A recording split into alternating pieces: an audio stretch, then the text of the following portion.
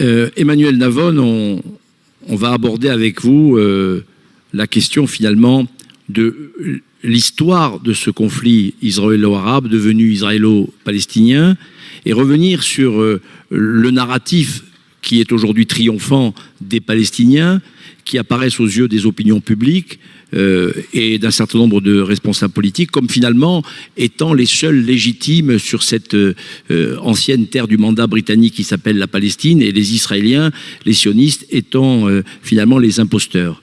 Comment fait-on pour rétablir la vérité des faits ? En comprenant d'où vient le mensonge. Et là, je veux rebondir sur ce que je dis très exactement tout à l'heure à Rachel Kahn, sur ces termes de génocide, d'apartheid, et le troisième, la colonisation. D'où ça vient ? L'OLP, je le rappelle, l'Organisation de libération de la Palestine, c'est pas Organisation de libération de la Cisjordanie et de la bande de Gaza, a été créée par l'Égypte en quelle année ? En 1964, 3 ans avant la guerre des 6 jours, n'est-ce pas ? C'est pas l'Organisation de libération de la Cisjordanie et de la bande de Gaza. Et le message de l'OLP, qui était ouvertement de dire destruction d'Israël, était inaudible en Occident dans les années 60. Et quand est-ce que la stratégie a changé ? Lorsque l'Union soviétique a été humiliée par Israël en 67. Avec la guerre des 6 jours, puisque la guerre des 6 jours a été en fait un projet soviétique. Et c'est là que l'Union soviétique a fait donation, entre guillemets, de son expertise en propagande à l'OLP. Comment ? Par la stratégie de l'inversion psychologique.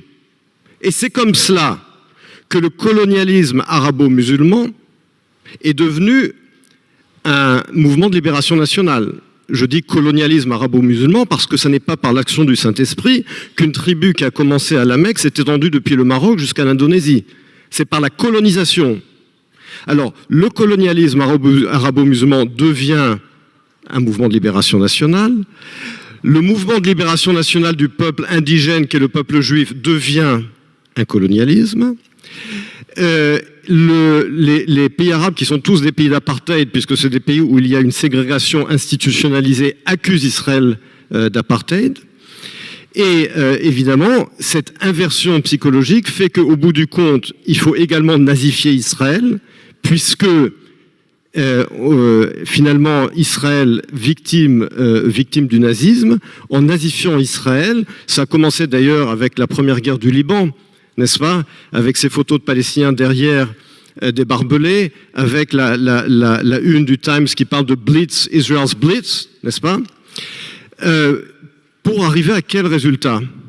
Ce résultat d'inversion, on le voit aujourd'hui, l'expression Free Palestine et la séquelle de cette perversion, puisque ce message est un message subliminal d'anéantissement du peuple juif derrière un slogan de liberté.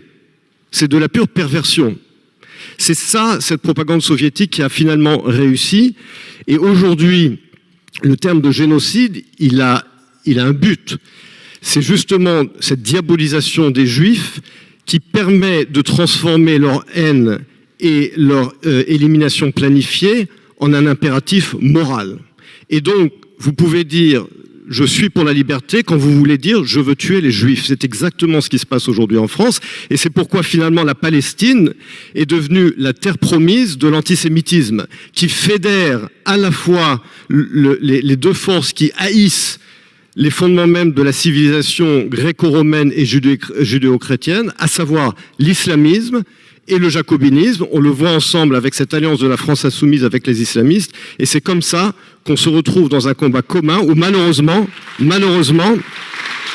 et je terminerai là-dessus, Emmanuel Macron a décidé d'apaiser ses ennemis et donc d'agir contre non seulement la France, les intérêts de la France, mais également du monde libre.